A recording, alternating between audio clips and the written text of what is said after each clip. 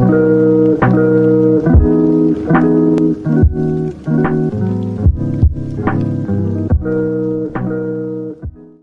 guys, what is going on? Redmaster here, and welcome back to a brand new edition of Cards and Castles Hidden Combos, where today we have quite the interesting deck for you guys, of course, by the title. It is going to be a weird variation off of my Forest of Devastation deck, this time taking it in a more Viking-ish direction, and of course going with a blue-white variation. That is more focused, I think, on the I think the original theme of the deck, which was creating some nasty statted trees. And of course using that in combination with a couple of Druid support cards and Viking. And it turned out to be a really interesting deck with the help of some edits from some people over on the Discord. But before we get into the deck, I do want to mention to you guys two new quick updates for the channel as a whole. As you can see on your screen right now, some new overlays in the video, of course, around me in the face cam and the bottom center, excuse me, of your screen there. Do let me know what you think about this, if you guys don't like it, if you guys want me to remove it. By any means, again, I want to hear your feedback on this, so I can really improve on it, make it better, because I do like, the feel of it right now, but again, I do want to do want to make some edits to make you guys happy. And of course, we did that neat little introduction at the beginning of the video, which is of course new. I think something that you guys have requested for a while now, so I think it's a more chill introduction than the last one, but again, do let me know your thoughts in the comment section below. So, with that being said, I think we have everything taken care of for now, so let's go ahead and jump right into the Forest of Buffs. Alright, so here is the Forest of Buff deck list. Now, as you can see, this deck is a bit of, all over the place with how it's structured. But it's kind of straightforward and simple when you really break it down. So let's go ahead and break that down. Your main objective is, or not objective, but I guess the main sort of trick to this deck is just utilizing the brutal, or not, it's not necessarily brutal, but the interesting Trent package that's thrown inside the faction. Obviously using Injured Trent, Seeds of Regrowth, Forest Revolt, and a little bit of Ancient Arbor for nice thematic touch as sort of your forest per se. And of course this time, instead of backing it up with Warlock Burns, you're going to be backing it up with a couple of different buffs from the Vikings and Druids, along with some other support from both factions. So let's go ahead and break this down. Obviously, your buffs are your Bestial Rage, your Blessing of Trent, your Battle Ready, your Spear Strike, your Lightning Blade, and your Ludicrous Strength.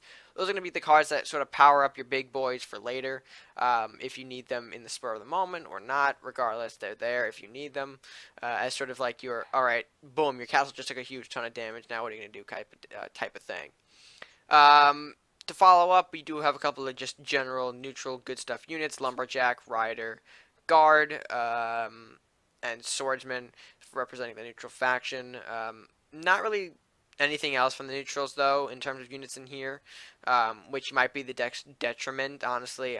It's been a little wonky with the gameplay, for sure, but it's about keeping certain units alive with big buffs and not swarming them with a ton of different units. So going from there, of course, we have the Blacksmith, as sort of like, well, I guess he is neutral, so I forgot to mention him. But I like to keep him for the attack buff. I'm going over him with him over Armory, because our 4 slots already filled out with things like Lightning Blade, Ludicrous Strength. So I don't think Armory is going to help us as much as Blacksmith is. And then of course you also have the Lich to provide some sort of like temporary early game freeze to a unit, throw off your opponent's pushes by using that Lich and just halting everything. From there, I mentioned Forest Revolt, Spear Strike. Okay, then we got our 5 gold, Call for Aid and Fenrir, 2 of the best sort of Druid cards to have in any sort of Druid deck. Just 2 of for now, because I'm not really, they're not the main focus of the deck, so they're playing more of a support role. But, still like to have them due to what they can bring to the table. And then, of course, Lyanna and Yenneroth, the bigger units in this deck. Sort of, I guess you can compare them to Call for Aid and Fenrir. They're kind of there to provide additional support for the cards. Lyanna's Spirit Link, of course, brutal when you're maxing out a tree and then giving those Spirit Link units, or popping out with those Spirit Link units and throwing off your opponent's strategy. And then Yenneroth to just kind of stall, freeze the board over in case you need an extra turn or two. And then, of course, with Yenneroth, you can also trade with a big unit while not losing any sort of health on your Yenneroth. So that's a big, big play. So, yeah, I think that really covers the deck. It's kind of a I know it's a kind of basic idea of the deck for now, but this is one of the decks I'm really just having fun with. It's more, again, of a casual deck, not something that you'd expect to see up in the meta play, but I did, want to experiment a little more with the Forest package, so I figured Forest of Buffs was the right direction to take this deck in. So with that being said, before we go on to the matches, though, I do want to mention one thing. The first match you'll see was kind of pre-recorded before I did my overlay edit, so it is going to be, without these things. So if you want to think of the next sort of segment as sort of a comparison between the two sort of, styles of videos, overlay and not having an overlay, definitely see which one is better. So you can think about it like that. And then of course you have another match for you though with the overlay. So again, another further comparison. So with that being said, let's go ahead and get right into the matches, I guess, now. Alright, so let's get rid of the Fenrir and the Yenora if we don't exactly need those. Lumberjack and Salahar Rider much better starting options here as we start off our game against Irvin.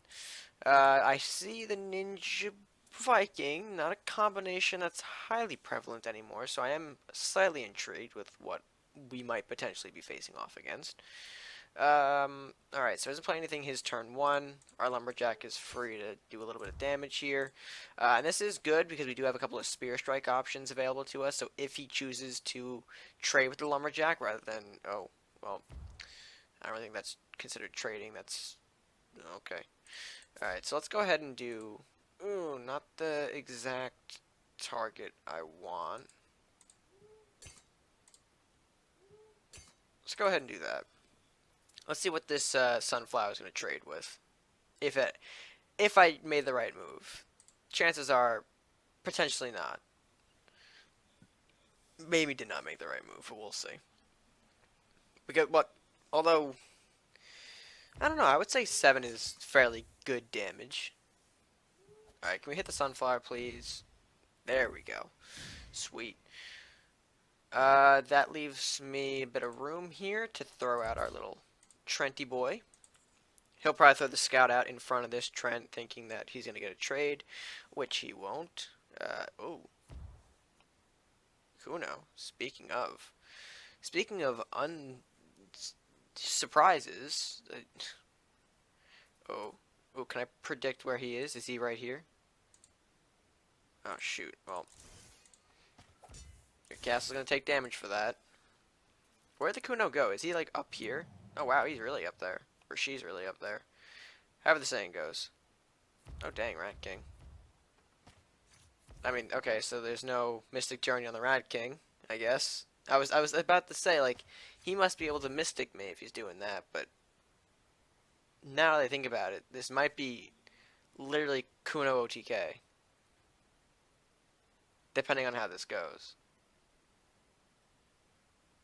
And we are not in a very good place. Okay, the Kuno is there. Fantastic, but what does that mean for us?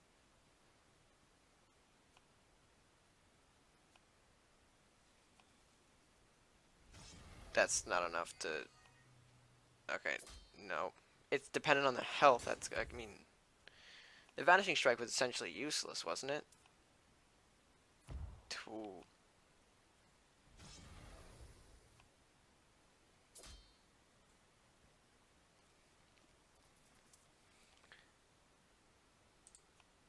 Shoot a kiss, that is not good.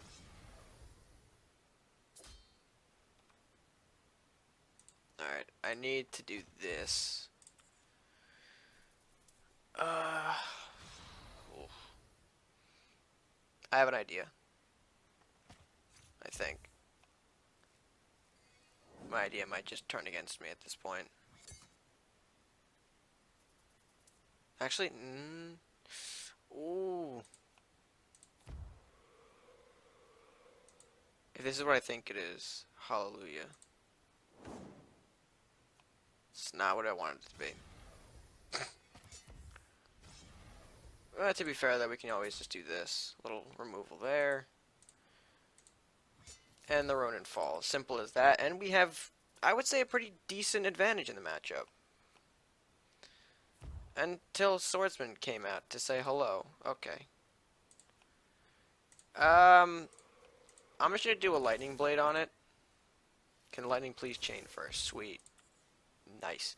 So, okay, 5/5, getting rid of a swordsman is good. I think at this... Oh, okay. I always end up speaking too soon, don't I? I mean, Yarm is Yarm, though. Yeah, we'll do that. I also want to do that. I think this is the right play. I probably should have played Leanna at the open opportunity, but I want Lumberjack's draw more than anything right now. Ooh, Demon Hunter.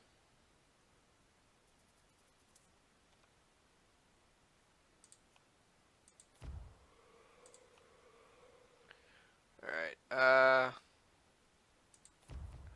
we'll have fun here. Do that. We'll do that. We'll do that. Alright, so I think this game is pretty much set and match.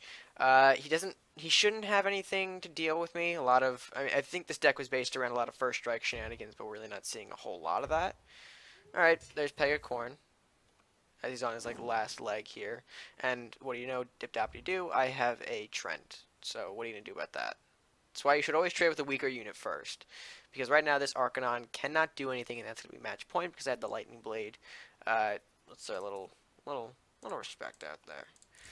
And that will end the game off. So, beautiful way to demonstrate Forest of Buffs, I guess. I'm actually recording this portion like pre-deck speech and whatnot, so I have no idea if I'm calling it Forest of Buff, but I think I'm going to call it Forest of Buffs anyway. So, a good demonstration of the Forest of Buff deck. Really interesting playstyle. I mean, you guys do, recognize that you got to take a couple of hits. You gotta really question whether or not Face is the right choice or not in a lot of these situations. But ultimately, I think that was a great match to showcase what the Forest of Buffs can really do. All right, so I'm gonna replace the Fenrir. I don't really want cards above 5 gold in my starting hand. I could work with 4 gold. Maybe should have swapped the Ludicrous Strength out as well. But the Salahar Rider from Hassan Guard into Forest Revolts, of course, since we do have the gold, with the Medal of Bravery as being second, will be helpful to us.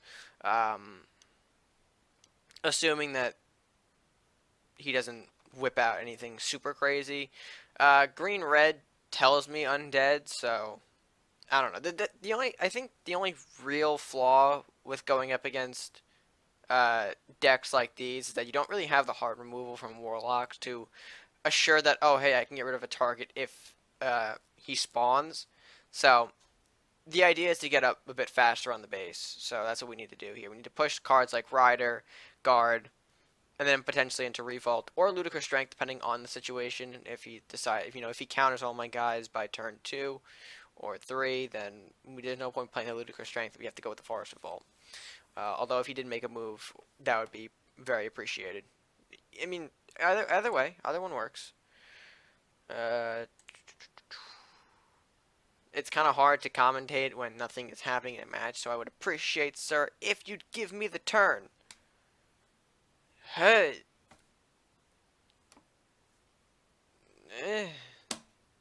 No. You're gonna... Okay, I mean, he's there. I'm gonna throw the Rider out. Okay. Are you present now? Because, I mean, you threw out an emote. There's no way you could... Okay, so we can't do anything. I think, actually, aside from not throwing out the guards this turn, we're gonna go for a Seed of Regrowth, excuse me, instead, because that's a very tricky card to maneuver around. So let's see if he triggers that. If we do, that's gonna be some more face damage that we can appreciate, and then we'll throw out the guards the next turn. A trap going down. I don't really think.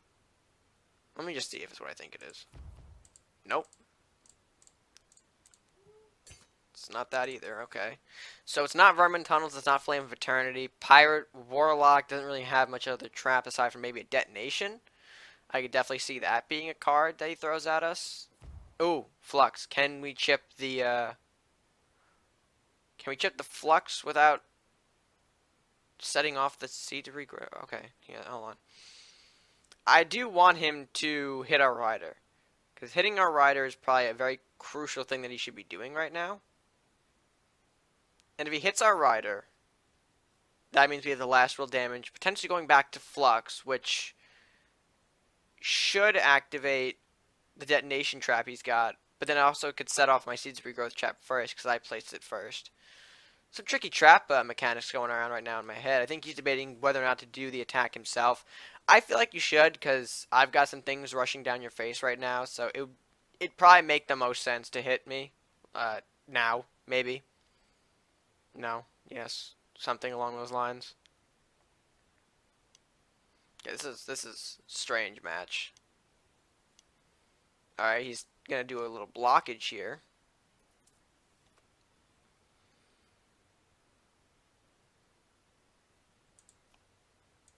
All right, let's start our blacksmith. A little bit of action down here. I'm gonna give him the couple of cards from Flux, especially if it means triggering that detonation trap. Yep, it does. So move our Salahar Rider out of the way. He'll probably heal up his cast a little bit with the Sunburst, but he's got a lot of minor spells, which might be a little difficult to use, at least in this point in the game. So hopefully him not attacking with the Flux will benefit us in the long run, because I do still have that seed trap waiting in the wings. That's probably why he didn't attack my rider, in fear of that tree coming. But if you keep that rider on the base, it's still not going to help you. So I think he's waiting for an opportunity to kill off the tree immediately after killing off the rider. Okay, so there's Flame Prince. He's going to have to... Okay. No, that was a good play. Because the rider does die due to the flash grenade damage. I wasn't thinking that he had that. But then here's my seed trap. So that comes out. Now you're dealing with a 4/5 Trent on your face. How do you respond to that now? You still have the Flame Prince. You can still play him, which is probably going to be his plan here, and it is. Alright. So I think at this point we just kind of go for the kill here, don't we? Yeah.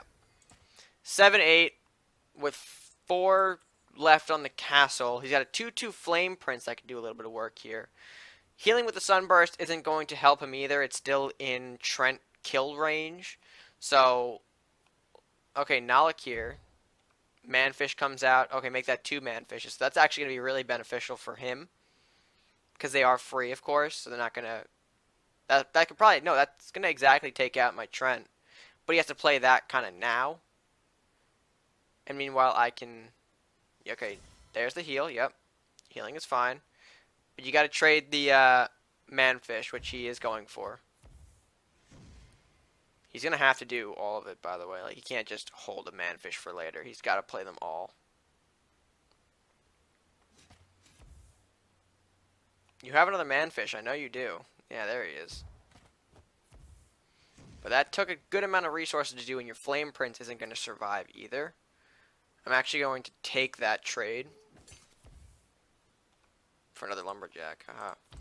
Then we'll get a little bit of our own Behemothra and monsters going on the field here. And then I think it's Fenrir. Yeah, we have to do Fenrir, because we can rampage with Fenrir quite easily, get rid of a couple of threats that we don't want on the board. And essentially, if we get this Behemothra on face, it's over. That's pretty clear cut and dry here. Our Blessing of the Trent is in hand. If we get that onto the castle, it's going to be game over. The question is, can we? I think we more than should be able to, if that's how the English language works. So, I mean, I would like to see the... I mean, you can go ahead. I mean, he's probably contemplating on what to do. He's got a couple of minor spells, I think, still in his hand. I know. I think he used the Sunburst, used the Flash Grenade. He's got a Meditation, which probably won't help him. Another Nalik here that will help me, because I can still beef up my Behemothra.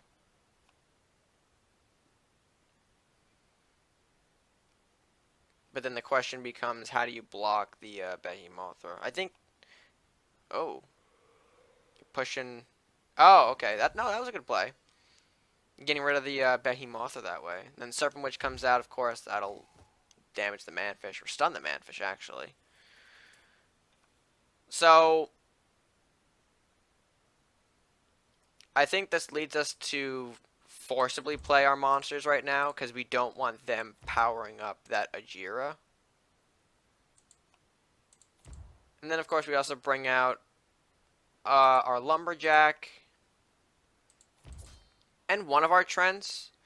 I'm only playing the one because I don't... Yeah, I'm only playing the one because I don't know if he's out of Dragon's Fire. This is actually a beautiful setup for Dragon's Fire, taking out a lot of my stuff.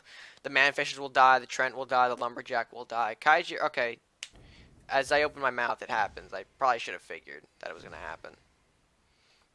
But hey, I got a little bit more out of the deal, so I'm not totally bummed out about that. You're going to have to hit the Kaiju to survive.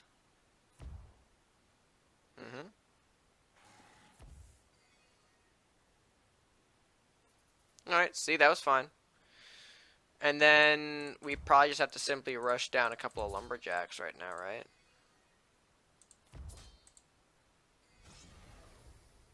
His target's probably going to be my... Yeah. Yeah, that's the play. His target's going to be, to, of course, get rid of my Fenrir with the Behemoth, or probably. These Ajiras were certainly unexpected, but I guess maybe I shouldn't have been surprised. But, yeah, I guess an interesting red-green monster deck that we're facing off against. I'm wondering what... Let's see here. Because they're... Oh, it's a Velaroth. Okay. Velaroth is a unexpected pain in my ass. Why would you leave the Behemoth open low like that?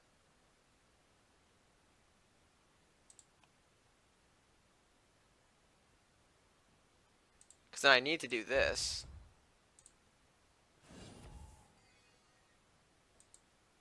Does it work if I... Oh, it does. Okay, so that's cool. I didn't know that. It can deflect a bit of Velaroth damage. It's kind of neat. I didn't know that. Alright, so with the Leanna play, I think this should just about wrap it up.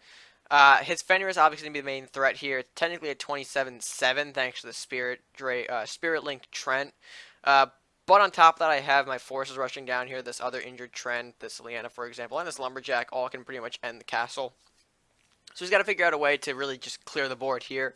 Another Dragon's Fire would do it, but it would leave my 2 Trents alive, and one of which I can easily just Blessing of the Trent. And that's pretty much going to be the game here, because even if I don't get the kill, there's only about 6 turns left in the game before sudden death kicks in. So I don't think whatever he's going to do in terms of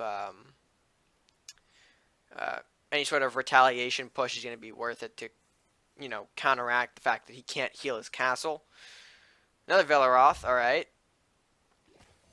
That's fine, you're hitting the Spirit Linked Trent, but you got that 27, or 30 now. 30 to 2 life. Hooks is not going to be enough. That's all you can do, I think. Alright, so we're going to throw out the, actually, no, we'll just end it. We're going to be respectful here. We just got to put an end to it. Hey-ya! Down goes the castle, putting the deck at now, what is it, 20, I have to look at the battle stars, 2874, that's fine. The deck is not really, of course, top meta material. I remember last will is certainly a pain in the ass for this deck to deal with. Any sort of supercharged units are also a pain to deal with if you don't have the right materials, so there's certainly that. But overall, I think the deck is pretty fun to play. If you guys did like that Force of Devastation deck, be sure to try it out in its new blue form. I think it's certainly not disappointing at all to really just mess around with and have fun with cards that, you know, didn't think you would see playing or see play, like Ludicrous Strength. So, yeah, but with that said, I think it's, you know, about time we wrap up the episode. That being said, I hope you guys did enjoy this new edition of Hidden Combos. Let me know what you thought of the deck by giving it a like, share with your friends, and commenting down below your thoughts, not only on the deck, but of course the new sort of channel appearance. If you guys like the introduction or the overlays on your screen now, do let me know, because I do want to improve on them if you guys, you know, think I need some kind of edits on them. And yeah, while you're already down there, if you haven't done so already, be sure to hit that subscribe button. Help show you watching the channel and help us grow all by clicking that subscribe button at no additional cost to you. So, with that being said, guys, until next time, stay gaming.